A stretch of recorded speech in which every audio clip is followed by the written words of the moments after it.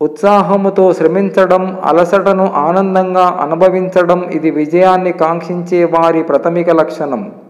ఒక్క క్షణం సహనం కొండంత ప్రమాదాన్ని దూరం చేస్తే, ఒక్క క్షణం అసహనం మొత్తం జీవితాన్ని నాశనం చేస్తుంది.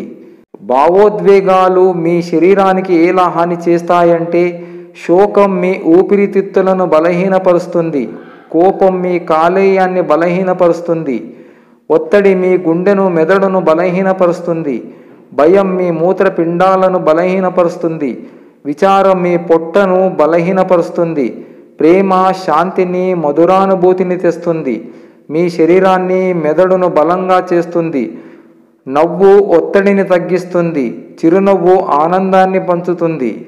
మీ అంతట మీరే లోపల నుండి ఎదగాలి.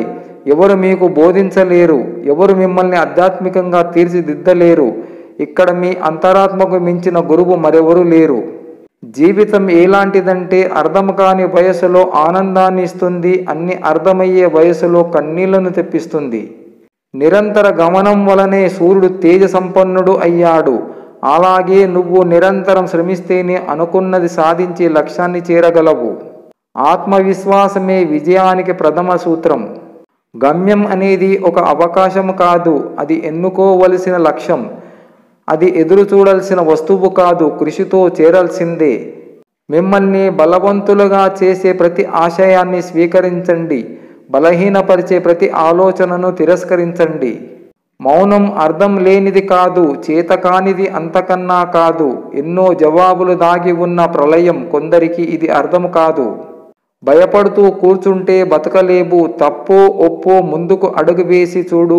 గెలుపైతే నిన్ను ముందుకు నడిపిస్తుంది, ఓటమి పాలైతే తర్వాత ఏం చెయ్యాలో నేర్పిస్తుంది. సోమరితనం, దుబారా గుణం, చెడు ప్రవర్తనలే మనుషుల అనేక దురదృష్టాలకు కారణాలు. కన్నింటిని కౌగలించుకుంటూ, కష్టాలను తలుచుకుంటూ, కడదాకా బతకలేక కాలిడుచుకుంటూ, కడలిని దాటి కదలిన నా పయనం మరు జన్మకైనా నిన్ను చేరనా కృష్ణ. మనిషిలో ఆవేశం ముందడుగు వేసిన ప్రతిసారి ఆలోచన 2 అడుగులు వెనక్కి వేస్తుంది. ఏది శాశ్వతం కాదు. ఈ లోకంలో గడుపుతున్న ఈ క్షణం మాత్రమే మనది. నిన్న అనేది తీరిపోయిన రుణం, రేపు అనేది దేవుడిచ్చిన వరం. రేపటి రోజున నువ్వు చనిపోతే ముట్టుకోవడానికి కూడా ఆలోచించే జనాల కోసమా నువ్వు ఆలోచించేది? చచ్చాక శవమని అంటారు నిన్ను. బ్రతికినంతకాలం నీకు నచ్చినట్టుగా బ్రతుకు, పక్కనోడి ప్రశంసల కోసం కాదు. ప్రాణం పైకి పోతుంది, దేహం కిందికి పోతుంది, కానీ పేరు శాశ్వతంగా మిగులుతుంది. ప్రాణాన్ని, దేహాన్ని కాపాడుకోవడం కన్నా పేరుని కాపాడుకోవడం గొప్ప. కొన్ని ప్రశ్నలకు నిశ్శబ్దమే సరైన సమాధానం, కొన్ని సందర్భాలలో చిరునవ్వే సరైన స్పందన.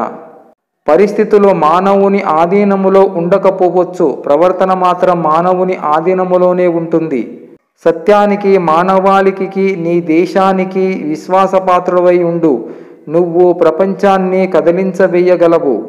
బాధలు అనేవి గాలి లాంటివి, అవి లేని చోటు అంటూ ఎక్కడా ఉండదు. నీ ఒక్కడికే బాధ ఉన్నట్లుగా తెగ బాధపడకు. చాలామంది అందులోనే ఉండి ఈత కొడుతున్నారు మిత్రమా. చేసే ప్రతి పాపం అప్పులాంటిదే, ఏదో ఒకరోజు వడ్డీతో సహా తీర్చవలసిందే. చేసే ప్రతి పుణ్యం పొదుపు ఖాతాలో వేసినట్టే, ఆపద సమయంలో ఆదుకుంటుంది.